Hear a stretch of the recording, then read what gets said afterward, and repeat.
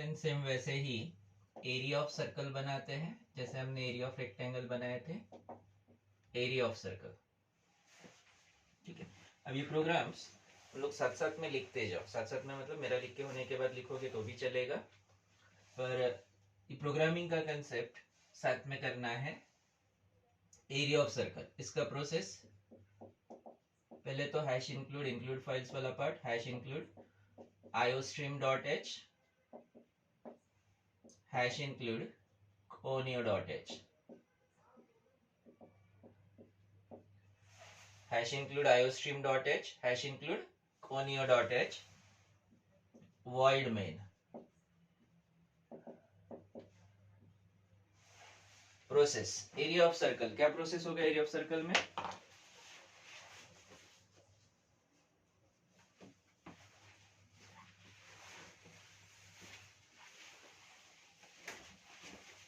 Main process यानी formula आएगा इसमें। प्रोसेस मीन्स फॉर्मूला होगा, एरिया का फॉर्मूला ए इक्वल टू, क्या फॉर्मूला यूज करते हैं एरिया ऑफ सर्कल के लिए?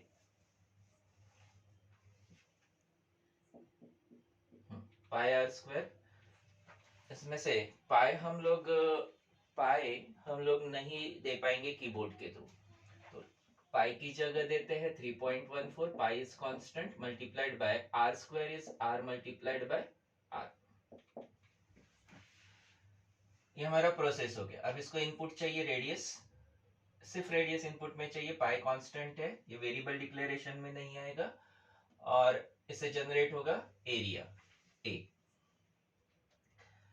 वेरिएबल्स, इसके वेरिएबल्स यहाँ पे 3.14 है, 3.14 है, पॉइंट वाले वैल्यूज है, तो इसका रिजल्ट भी पॉइंट में आएगा, इसलिए वेरिएबल डिक्लेयर करते वक्त हम लोग इसे डिक्लेयर करेंगे फ्लोट में। दो वेरिएबल्स, एक रेडियस, दूसरा एरिया, एक इनपुट के लिए और एक आउटपुट के लिए। CLR SCR देंगे।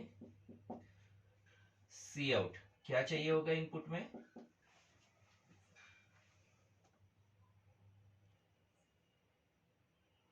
रेडियस की वैल्यू, तो उसके अकॉर्डिंग स्टेटमेंट बनाएंगे, सी आउट एंटर रेडियस। ये रेडियस स्टोर करना है मुझे वेरिएबल आर में। वेरिएबल आर में स्टोर करने के लिए क्या स्टेटमेंट बनेगा? रेडियस की वैल्यू वेरिएबल आर में स्टोर करना है, यूजर एंटर करेगा, उसे मुझे स्टोर करना है आर में। फिर से बोलो, एंटर रेडियस स्टेटमेंट तो दे दिया, यूजर एंटर करेगा रेडियस की वैल्यू, से स्टोर करेंगे, यस, सी इन स्टेटमेंट से वेरिएबल आर में स्टोर करेंगे, सी इन आर। इनपुट हो गया, वेरिएबल डिक्लेरेशन पहला पार्ट या पहला स्टेप, दूसरा स्टेप इनपुट, तीसरा स्टेप आएगा प्रोसेस। प्रोसेस में हमको ये फॉर्मूला यूज करना है, 3a equal to 3.14 multiplied by r multiplied by r, pi r square, और जो नेक्स्ट आएगा वो रिजल्ट या आउटपुट, जो रिजल्ट जनरेट हुआ उसे आउटपुट में डिस्प्ले करेंगे। सी आउट, यहाँ ध्यान रखेंगे CLR SCR, फ्लोट का F, CLR SCR, सी आउट सी इन, ये सभी एक फर्स्ट कैरेक्टर स्मॉल होंगे, फर्स्ट इवन सभी कैरेक्टर स्मॉल होंगे। स्लैश एन अभी हमने नहीं डिस्कस किया है, डायरेक्ट एरिया इक्वल टू लिखते हैं, area equal to variable capital A get CH closing brace. इसमें यूजर को आउटपुट स्क्रीन पे मैसेज आएगा, enter radius, enter radius. User जो भी यहाँ रेडियस एंटर करेगा, जैसे अज्यूम करते 2, तो ये वैल्यू स्टोर होगी वेरिएबल आर में, आर से कैलकुलेशन होगा, 2 multiplied by 2, 4 multiplied by pi means 3.14, और आउटपुट में जनरेट होगा रिजल्ट, सी आउट स्टेटमेंट से डबल कोट्स में हमने एरिया इक्वल टू लिया है, वो आउटपुट में डिस्प्ले होगा, और एरिया की जो भी वैल्यू जनरेट होती है वो इसके साथ आउटपुट में डिस्प्ले होगी। ये समझा अच्छे से?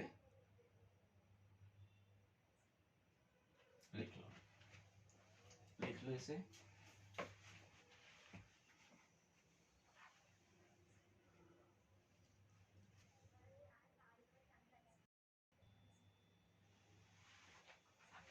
नेक्स्ट इसी प्रोग्राम को मॉडिफाई करते हैं, इसी को मॉडिफाई करेंगे। Area and circumference of circle, area and circumference of circle, area and circumference. अब एक वेरिएबल और चाहिए होगा प्रोसेस में, क्योंकि एक पैरामीटर ऐड हो रहा है। c equal to circumference, c equal to क्या फॉर्मूला है इसका, 2 pi r। 2 pi r means 2 multiplied by 3.14 multiplied by r।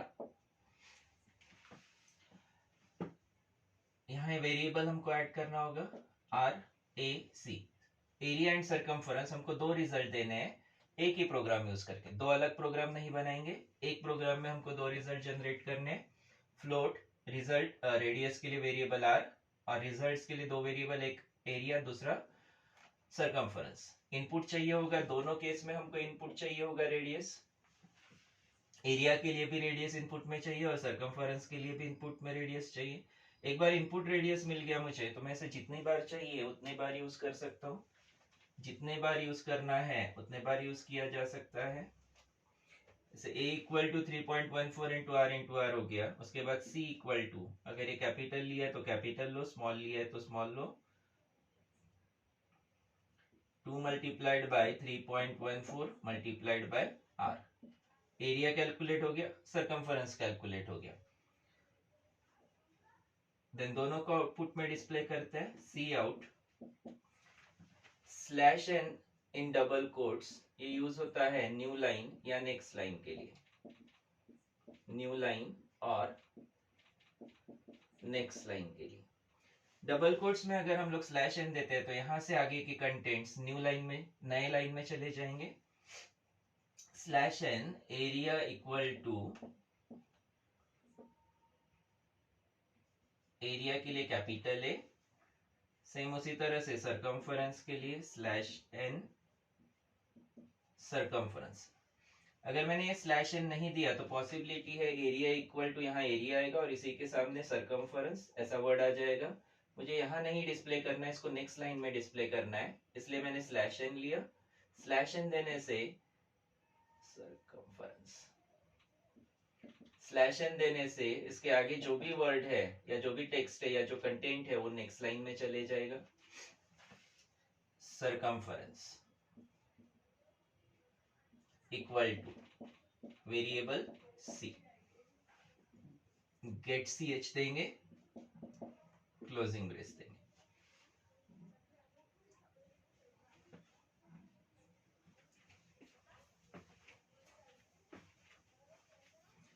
Same ऐसा ही एरिया ऑफ ट्रायंगल निकाला जा सकता है, कर सकते हो आप लोग। Area of triangle, area and perimeter of triangle भी किया जा सकता है। ट्रायंगल के लिए क्या फॉर्मूला यूज करोगे, yes, half into base into height वाला फॉर्मूला यूज कर सकते हैं। अगर एरिया पेरीमीटर बोला है तो हेरॉन्स फॉर्मूला भी यूज कर सकते हैं। एरिया और पेरीमीटर दोनों निकालना है तो हेरॉन्स फॉर्मूला, प्रोवाइडेड की साइड्स गिवन है। हेरॉन्स फॉर्मूला के लिए साइड्स रिक्वायर्ड होगी, तीनों साइड्स रिक्वायर्ड है, और बेस और हाइट उतना ही दिया है तो हाफ बेस इंटू हाइट, ये फॉर्मूला यूज कर सकते। हेरोस फॉर्मूला याद है किसी को,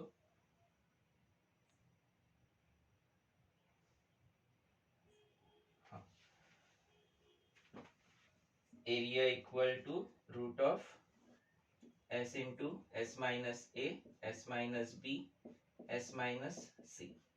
ठीक है, इसको यूज करके हम लोग ये प्रोग्राम बना के देखते हैं, क्योंकि यहाँ पे अंडर रूट है तो अंडर रूट के लिए क्या करना है वो अलग से हमको चेक करना पड़ेगा। ऐसे लिख लो,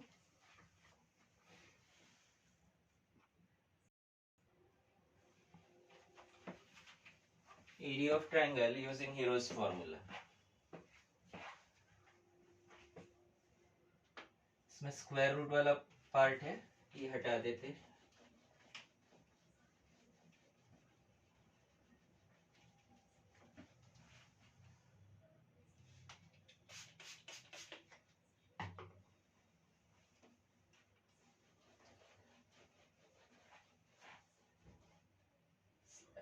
की भी जरूरत नहीं है।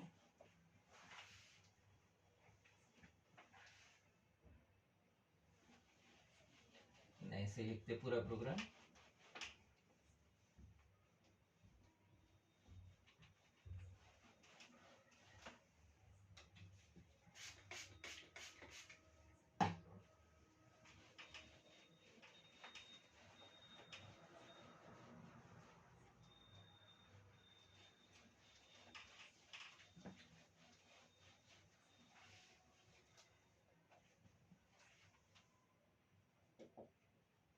Area and perimeter of triangle, Hero's formula use करेंगे। अच्छा, उससे पहले ये जो स्टेटमेंट है a equal to root of s into s minus a, s minus b, s minus c, इसमें s represents semi perimeter,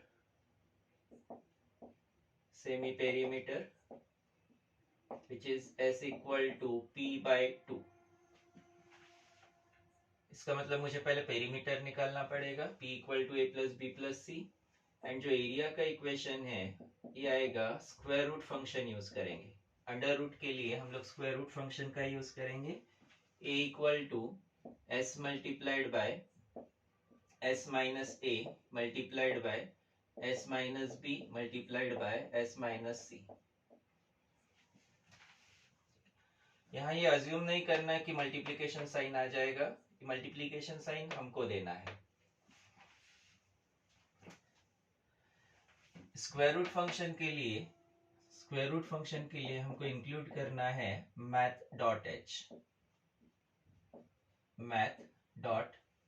header file जो square root function के लिए रिक्वायर्ड होगा। स्क्वायर रूट फंक्शन अवेलेबल होगा math.h में, void main, variable integer में ले सकते हैं, फ्लोट में ले सकते हैं, फ्लोट में ले लेते हैं। Float a b c, perimeter के लिए p, सेमी पेरीमीटर के लिए s, एरिया के लिए वेरिएबल a।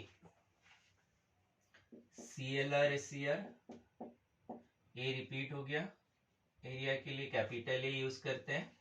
AR यूज किया जा सकता है या पूरा एरिया वर्ड भी यूज कर सकते हैं।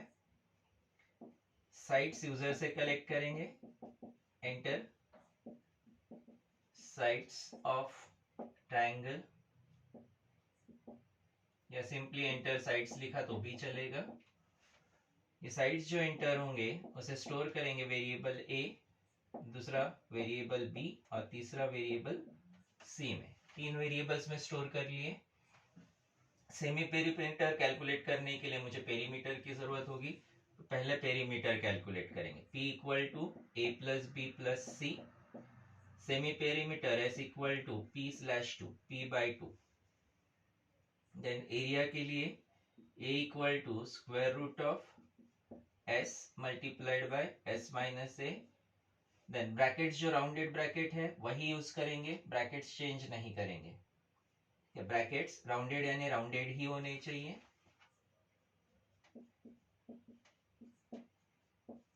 चाहे जितनी बार भी हमको ब्रैकेट्स देने पड़े, चाहे ये जितनी बार भी ये रिपीट हो रहा हो, राउंडेड मतलब राउंडेड ही होगा, से चेंज नहीं करना है। पेरीमीटर कैलकुलेट हो गया, एरिया भी कैलकुलेट हो गया। इसे आउटपुट में डिस्प्ले कर देते हैं।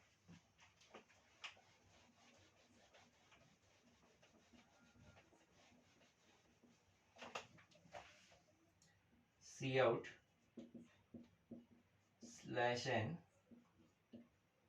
Perimeter equal to variable p and area equal to variable a। Get ch देंगे, प्रोग्राम को एंड करेंगे। कोई doubt?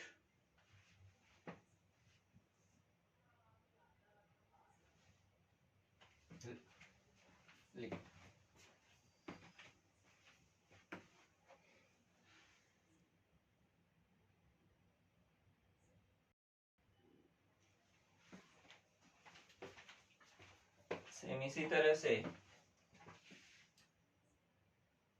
Some and average of 3 floats आप लोग कर सकते हो, कर सकते हैं ना? Sum and average of 3 floats कर सकते हैं।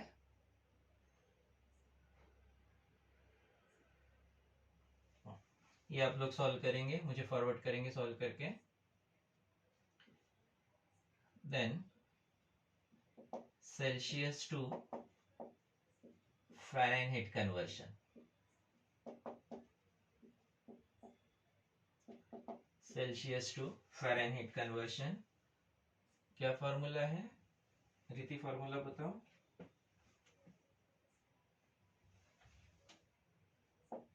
F equal to 1.8 multiplied by C plus 32 और F equal to 9/5 multiplied by C plus 32। 9/5 is same as 1.8। इसके लिए मुझे इनपुट चाहिए होगा C की वैल्यू, आउटपुट जनरेट हो गया F। C की वैल्यू में सेल्सियस की वैल्यू इनपुट में चाहिए और आउटपुट में फ़ारेनहाइट चाहिए। Hash include iostream and conio.h। iostream.h ये फाइल क्यों ली जाती है नताशा? iostream.h हम लोग जो प्रोग्राम में हैश इंक्लूड iostream.h फाइल देते हैं, क्यों इंक्लूड करते हैं ये फाइल?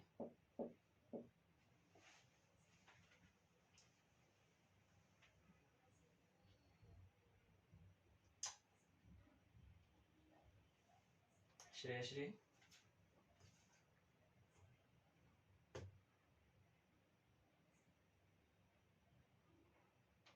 मतलब मयूरी,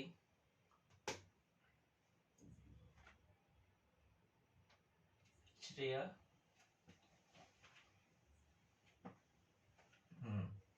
बराबर। रीति कंप्लीट करो उसको, इसका आवाज खराब है, आवाज गला बैठा चल। हाँ, input output,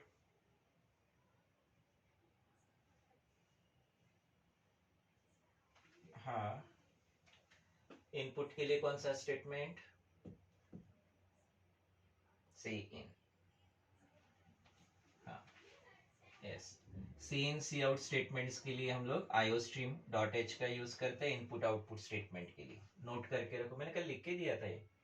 iostream.h is used for cin and cout statement. अगर cin cout स्टेटमेंट एरर दे रहा है तो सबसे पहले iostream फाइल को चेक करो, then hash include conio.h,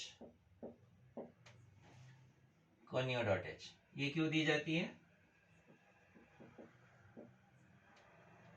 Natasha? हाँ नताशा तभी जो बोल रही थी ये अभी आएगा। conio.h नताशा क्यों देते हैं?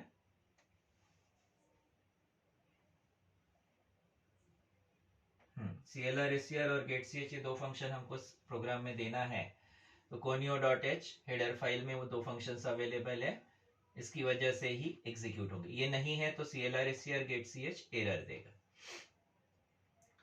Then variable C and F, ये दो वेरिएबल्स फ्लोट में डिक्लेयर करेंगे, फ्लोट CF। ये program simple program area of circle की तरह ही बनेगा, लेकिन ये फॉर्मूला ध्यान में रखना, ये बेसिक प्रोग्राम जो है ये तुम लोगों को नहीं आएगा, पर आगे हम लोग इसको ऑब्जेक्ट ओरिएंटेड प्रोग्रामिंग में डिजाइन करने वाले हैं, जिसके लिए फॉर्मूला ध्यान में रखना है। फॉर्मूला मीन्स प्रोसेस पूरा ध्यान में रखेंगे, इनपुट क्या चाहिए, फॉर्मूला क्या यूज होता है, आउटपुट क्या जनरेट होगा।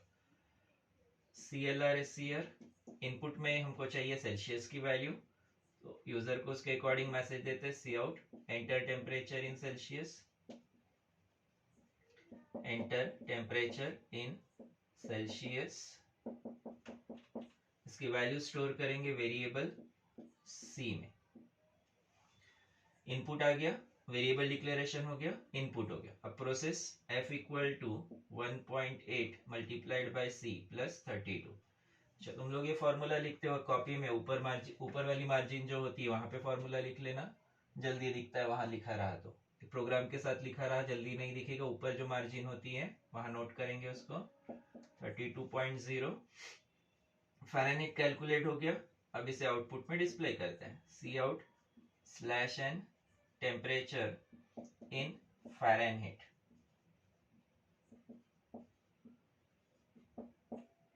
इक्वल टू, वेरिएबल f में है, गेट ch देंगे, प्रोग्राम एंड करेंगे। लिखो।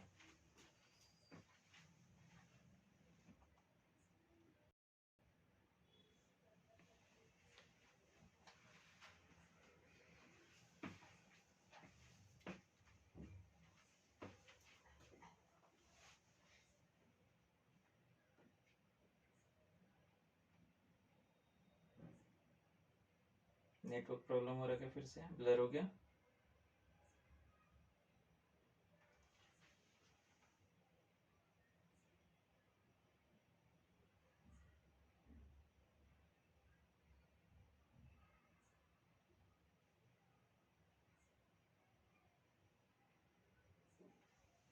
अभी ठीक है।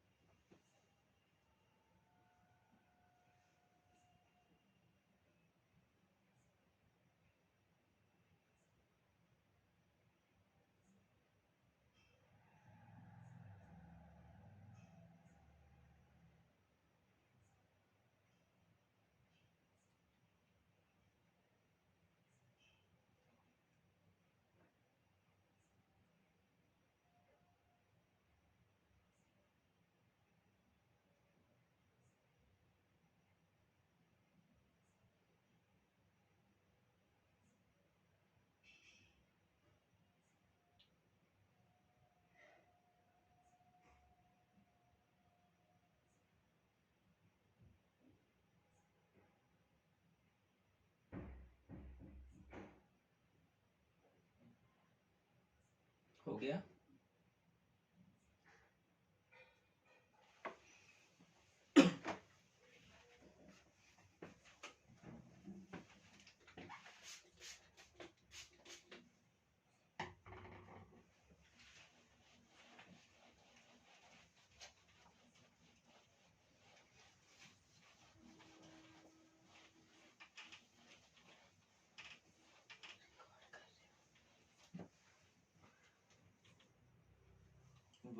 रिकॉर्ड कर रहे हो? हाँ मिक्सर लगा होता है। अच्छा ना थोड़ा सा।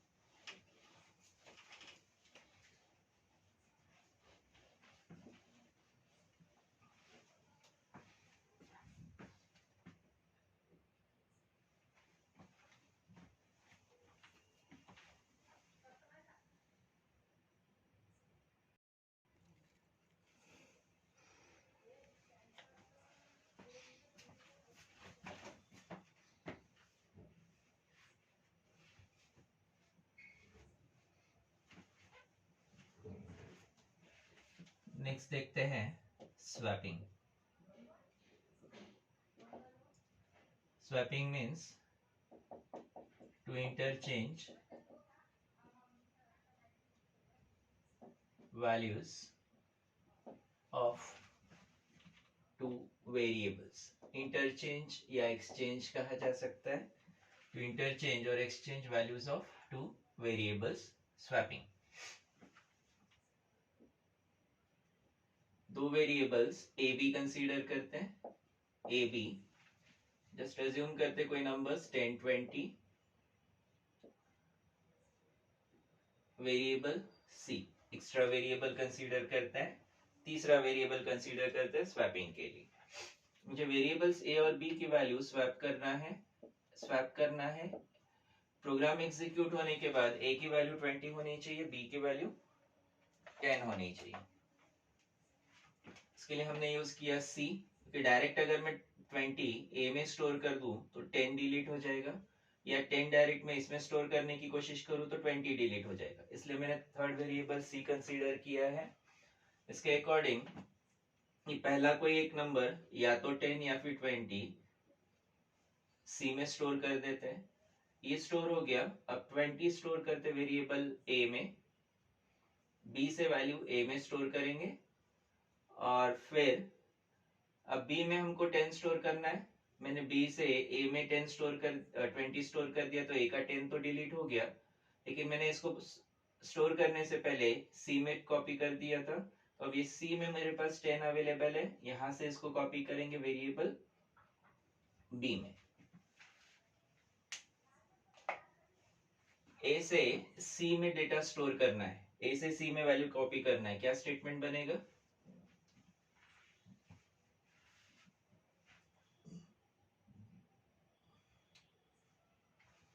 ए से सी में, ए से सी में, यहाँ तो ये 10 आ जाएगा। सी से बी में पहला स्टेप, मैंने जो नंबर लिखे उस नंबर के अकॉर्डिंग जाएंगे। ए की वैल्यू सी में कॉपी करना है,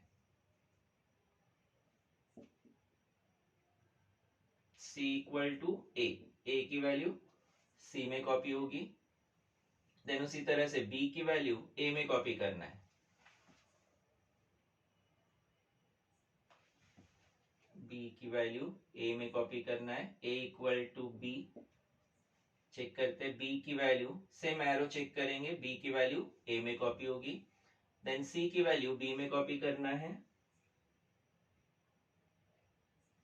स्टेटमेंट बोलो। Yes, b equal to c, c equal to a equal to b, b equal to c. ये हो गया मेन पार्ट प्रोग्राम, ये हमारा प्रोसेस पार्ट हो गया। अब बचे हुए बाकी के parts, hash include void main. पहला पार्ट वेरिएबल डिक्लेरेशन, 3 वेरिएबल्स चाहिए हमको, integer A B C. CLR SCR, ये दो नंबर्स यूजर से कलेक्ट करेंगे। सी आउट एंटर 2 नंबर्स। पहला नंबर वेरिएबल ए में स्टोर करेंगे, दूसरा नंबर वेरिएबल बी में स्टोर करेंगे।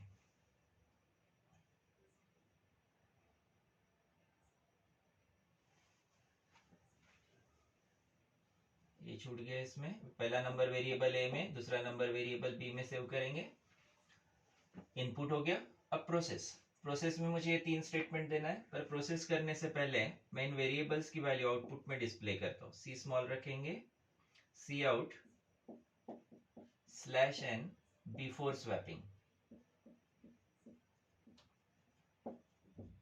Swapping, c out a equal to small a, b equal to, थोड़ा सा स्पेस देंगे a की वैल्यू डिस्प्ले होने के बाद, स्पेस देके b equal to variable b। Before swapping a और b की वैल्यूज डिस्प्ले होगी। उसके बाद स्वैपिंग का operation, c equal to a equal to b and b equal to c। Swapping होने के बाद जो स्टेटमेंट हमने बिफोर स्वैपिंग के लिए दिए, सेम स्टेटमेंट्स हम लोग आफ्टर स्वैपिंग के लिए यूज करेंगे। सी out /n after swapping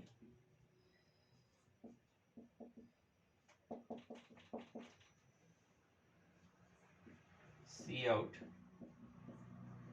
a equal to, same statement बनेगा, सिर्फ बिफोर स्वैपिंग की जगह आफ्टर स्वैपिंग आएगा।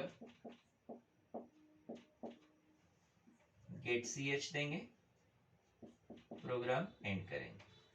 इंपॉर्टेंट कंसेप्ट है, ये हमको ध्यान में रखना है, काफी जगह यूज होता है। जैसे हम लोगों ने डेटा स्ट्रक्चर में देखे थे, डेटा स्ट्रक्चर में भी यूज किए थे, और काफी जगह इसको यूज किया जाता है।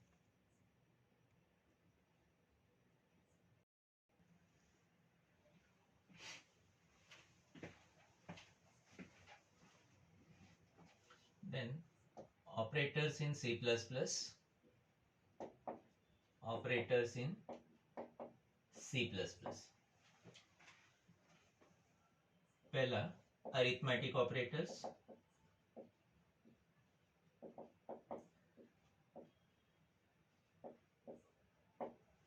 अरिथमेटिक ऑपरेटर्स, इसमें प्लस यूज होता है एडिशन के लिए, माइनस फॉर सब्ट्रैक्शन, मल्टीप्लिकेशन के लिए स्टार यूज किया जाता है, मल्टीप्लिकेशन और प्रोडक्ट। देन स्लैश यूज करते हैं डिवीजन के लिए, स्लैश ऑपरेटर से मुझे क्वोशिएंट मिलता है, जिसे इंटीजर डिवीजन भी कहा जाता है। स्लैश, ये स्लैश ऑपरेटर, परसेंटेज साइन वाला slash, then percentage sign means mod operator. This again is used for division and for remainder. Mod operator reminders के लिए यूज किया जाता है। इसमें से हमको प्लस, माइनस और मल्टीप्लिकेशन वाले ऑपरेटर तो पता है, स्लैश वाला भी ऑपरेटर पता है, लेकिन स्लैश और मॉड का हम लोग एग्जांपल देखते हैं। मैं ऐसा एक्सपेक्ट करता हूँ ये हम लोगों को पता है, प्लस, माइनस और मल्टीप्लिकेशन ऑपरेटर, और हमने यूज भी किए।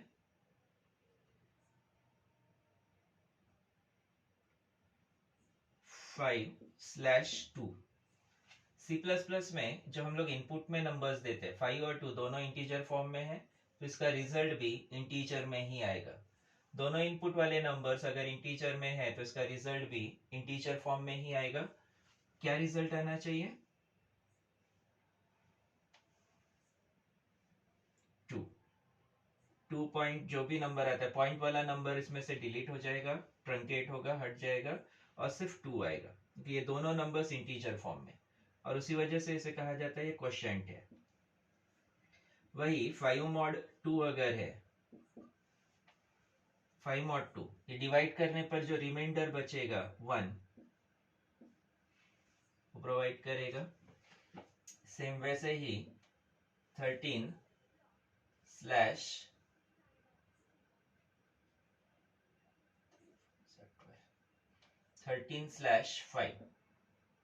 क्या मिलेगा?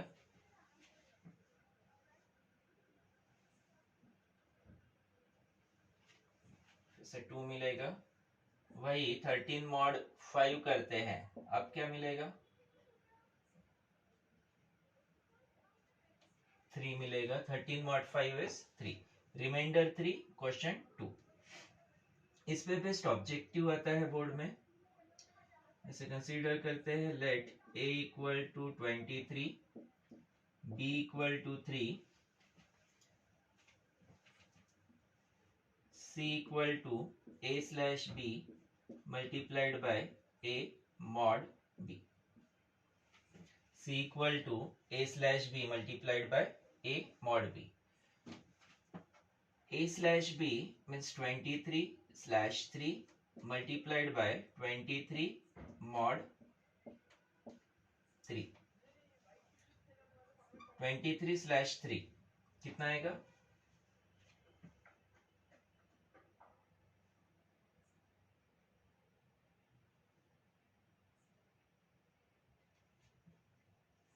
ट्वेंटी थ्री स्लैश थ्री, कोई और बताओ?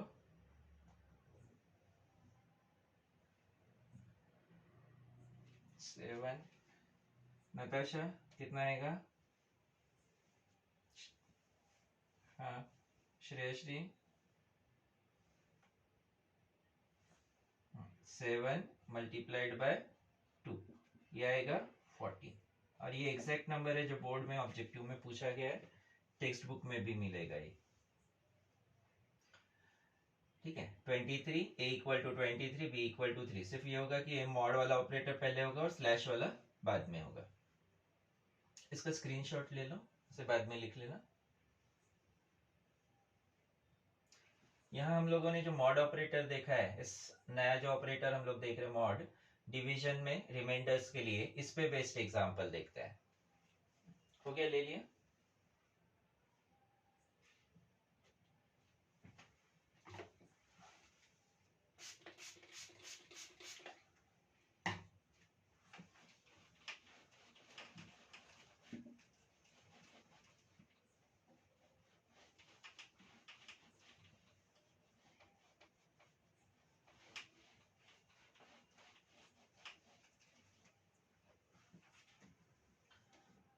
मॉड ऑपरेटर पे based example, sum of digits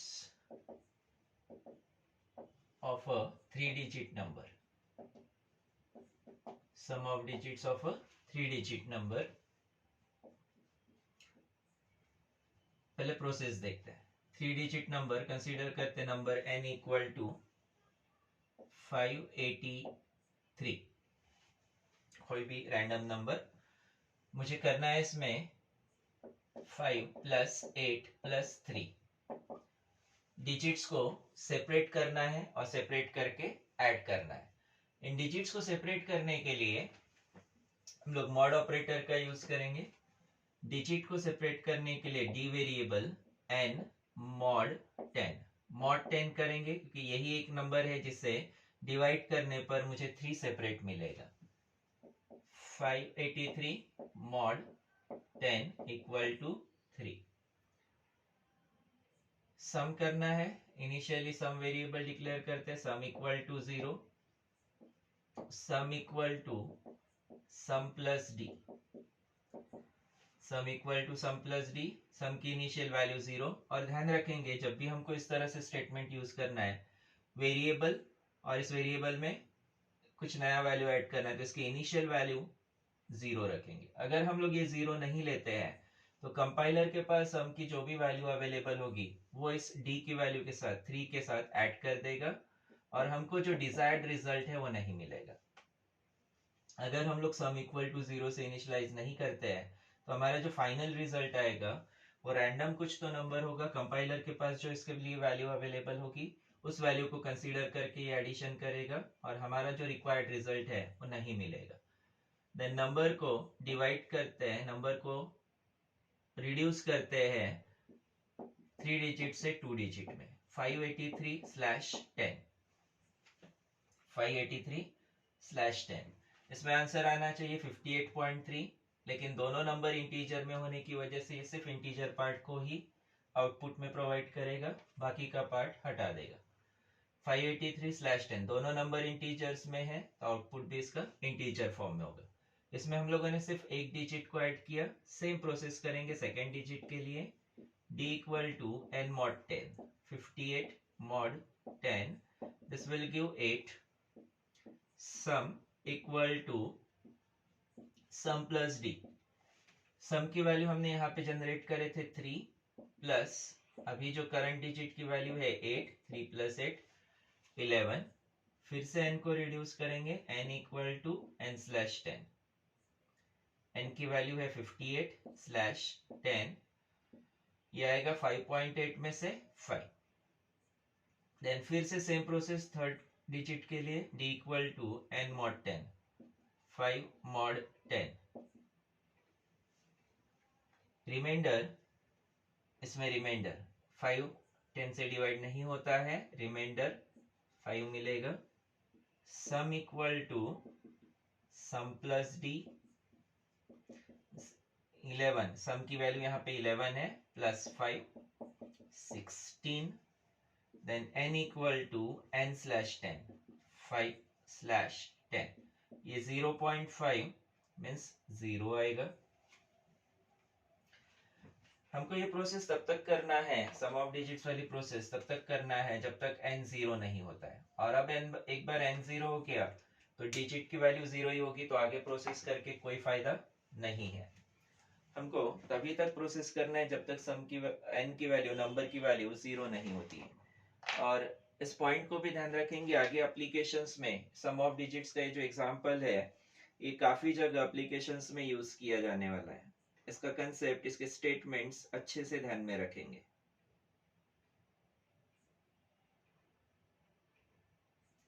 then इसका प्रोग्राम बनाते हैं सम ऑफ डिजिट्स का।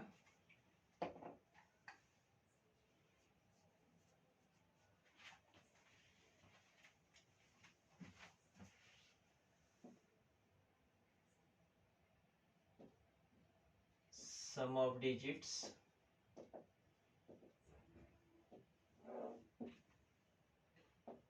hash include iostream.h conio.h then void main।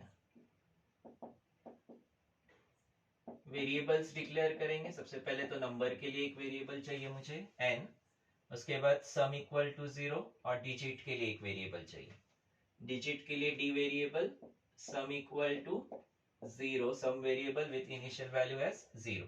या प्रोसेस एक बार हमको समझ में आ गया तो वेरिएबल्स कौन कौन से चाहिए वो यहाँ पे डिसाइड हो जाते हैं। इनपुट में मुझे नंबर की वैल्यू चाहिए जो यूजर से कलेक्ट करेंगे। CLRSCR स्क्रीन क्लियर करेंगे। सी आउट एंटर, यहाँ स्पेसिफिक हमको 3 डिजिट नंबर ही चाहिए। हमने जो प्रोसेस किया वो 3 डिजिट नंबर के लिए किया है।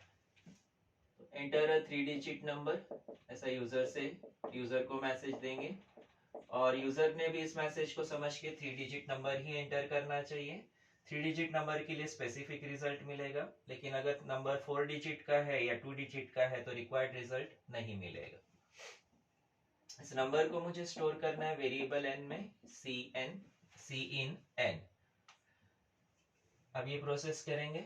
डिजिट के लिए d equal to n mod 10, sum equal to sum plus d, n equal to n slash 10। Then दूसरा group of statement, d equal to n mod 10, sum equal to sum plus d, n equal to n slash 10। Then c out एक बार और देना पड़ेगा। ये group of statements 3 बार देने पड़ेंगे हमको। फिर से d equal to n mod 10, sum equal to sum plus d, n equal to n slash 10। ये हो गया कैलकुलेशन, प्रोसेस हो गया। अब रिजल्ट को आउटपुट में डिस्प्ले करते हैं। C out slash n sum of digits equal to variable sum, get ch देंगे, प्रोग्राम एंड करें। सेम ऐसे 5 डिजिट नंबर का प्रोसेस किया जा सकता है। कर सकते हैं? आप लोगों के लिए काम होगा 5 डिजिट नंबर का।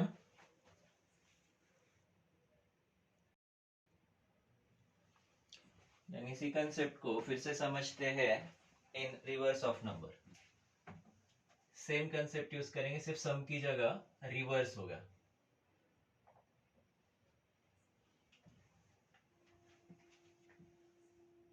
Reverse of a 3 digit number.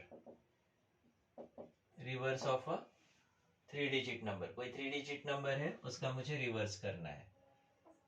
जैसे n इक्वल टू 583 अगर कंसीडर करते हैं तो इसका रिवर्स मुझे चाहिए होगा 385, और इसके लिए हम लोग वेरिएबल सम की जगह रिवर्स यूज करेंगे। Reverse equal to initially start करेंगे 0 से।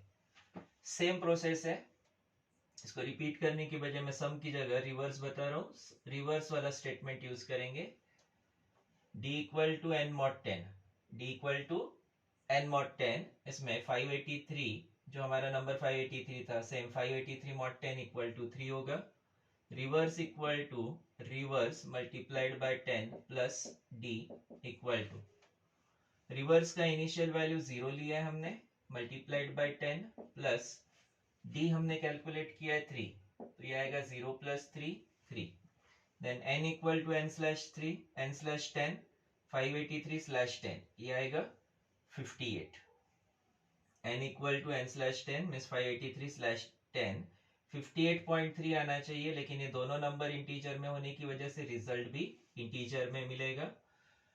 d equal to next step में ये पहला डिजिट प्रोसेस हो गया। दूसरे डिजिट के लिए हम लोग d equal to n mod 10 फिर से लेंगे, 58 mod 10 8 मिलेगा। सम वाले स्टेटमेंट को रिप्लेस करेंगे रिवर्स वाले स्टेटमेंट से। यहाँ आएगा reverse equal to reverse multiplied by 10 plus d. Reverse की इनिशियल वैल्यू 0 नहीं, रिवर्स हमने कैलकुलेट किया यहाँ पे 3। इनिशियल वैल्यू पहली बार लेंगे, दूसरी बार जो वैल्यू हमने कैलकुलेट की है वहां से स्टार्ट करेंगे। 3 मल्टीप्लाइड बाय 10 प्लस डिजिट की वैल्यू 8, तो 3 multiplied by 10 30 plus 8 38। n equal to n slash 10, n की वैल्यू है 58 यहाँ पे, यहाँ से हमने यहाँ लिया, यहाँ भी सेम वैल्यू लेंगे 58 स्लैश 10, 58 स्लैश 10 ये आएगा 5.8 आना चाहिए, जिसमें से सिर्फ इंटीजर पार्ट 5 होगा। Then d equal to n mod 10, ये 5 जो वैल्यू है 5 mod 10 5 आएगा, रिमाइंडर 5 होगा। सम की जगह रिवर्स वाला स्टेटमेंट यूज करेंगे। Reverse equal to reverse multiplied by 10 plus d. Reverse 38 जो हमने यहाँ कैलकुलेट किया था, मल्टीप्लाइड बाय 10 प्लस डिजिट की वैल्यू हमने निकाली है 5। 38 मल्टीप्लाइड बाय 10 इज 380 प्लस 5 385, ये हो गया रिवर्स। ये सेम नंबर मिल गया हमको। Then n equal to n slash 10 करेंगे तो 5 स्लैश 10, n की वैल्यू 5 है, 5 स्लैश 10 ये आएगा 0.5, जिसमें से सिर्फ 0 बचेगा इंटीजर नंबर की वजह से। सेम हम लोग चेंजेस करेंगे प्रोग्राम में। सम ऑफ डिजिट्स की जगह रिवर्स ऑफ अ नंबर आएगा, यहाँ सम की जगह रिवर्स वेरिएबल, बाकी सब सेम रहेगा। सिर्फ सम वाले स्टेटमेंट को रिप्लेस करेंगे रिवर्स वाले स्टेटमेंट से। Reverse equal to reverse multiplied by 10 plus d. यहाँ भी sum equal to sum plus d की जगह reverse equal to reverse multiplied by 10 plus d. और ये एक स्टेटमेंट है तीसरा, 3 डिजिट के लिए 3 बार इसको रिपीट किया है हमने। Reverse equal to reverse multiplied by 10 plus digit. Output में हमको रिवर्स डिस्प्ले करना है, रिवर्स ऑफ नंबर।